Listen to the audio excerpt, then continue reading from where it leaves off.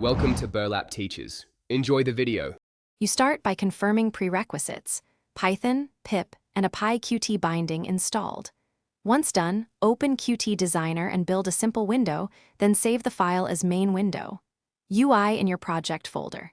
Next, convert the UI to a Python module using Puic 5 or Puic 6 so Python can import the UI class.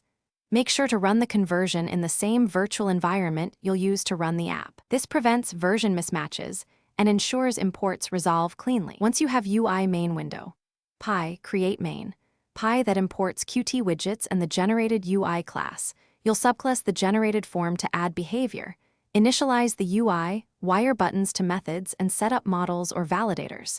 Then instantiate QApplication, create your main window instance, call show, and exec the app.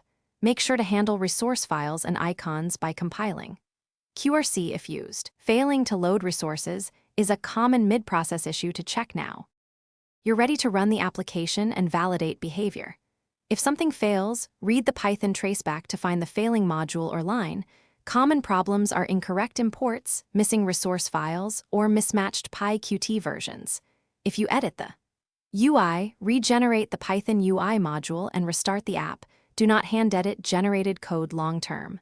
One troubleshooting tip: if signals don't fire, verify you connected them in the subclass and that object names match those in the UI file. Thanks for watching. Consider subscribing if this video helped you.